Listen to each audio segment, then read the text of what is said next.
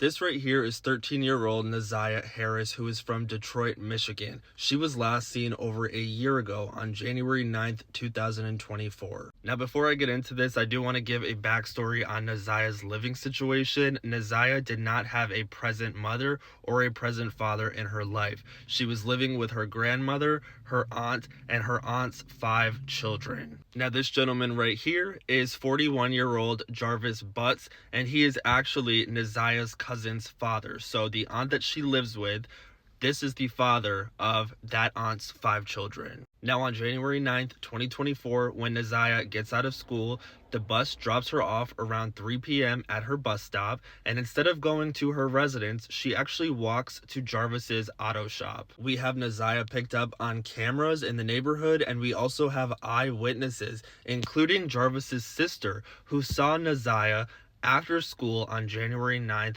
at Jarvis's auto shop. And essentially that was the last time that Ziyah was seen. Now, believe it or not, it actually took the Detroit Police Department about a month to take on Ziyah's case.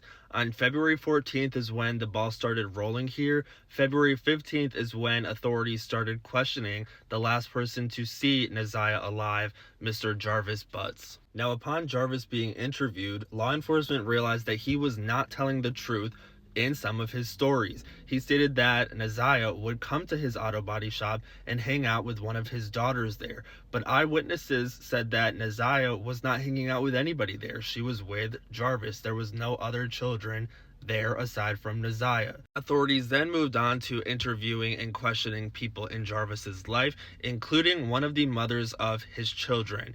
He has 13 kids, mind you.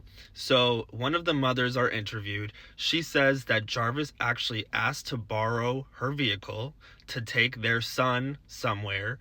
And the next day, when he returned the vehicle, she noticed that her son in the back seat was playing with glasses. Those glasses ended up being the glasses right here that were Ziyah's. Authorities then began looking into Jarvis's cell phone to try and locate where he was January 9th after Ziyah was last seen, and it brought them to a river in Detroit. Upon investigating, authorities did find a jacket, a bodysuit, earbuds, a shoe, articles of clothing that Ziyah was allegedly last seen wearing, which authorities stated indicated a struggle. They were then able to obtain a search warrant on Jarvis's phone, where they discovered that Jarvis had been inappropriately text messaging Ziyah since she was at least 12 years old. The text messages were extremely sexual in nature, they were extremely disturbing, and it did highlight an inappropriate relationship that this man was trying to groom this child into having with him.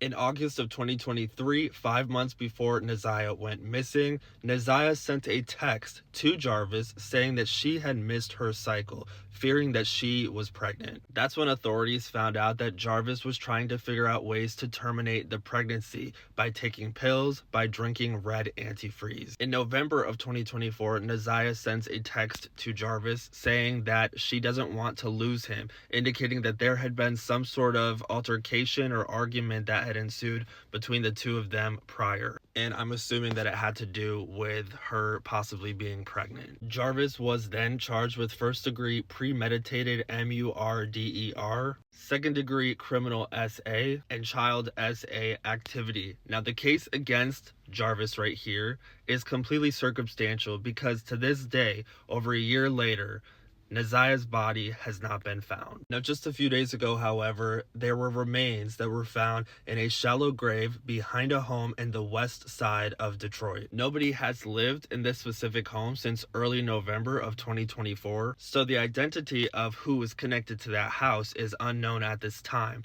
but we did get confirmation from authorities that the remains that were found in this shallow grave behind the area of this house and the fence were small in stature, indicating that it was likely a child's whose body was put there. November of 2024 is when preliminary examinations began.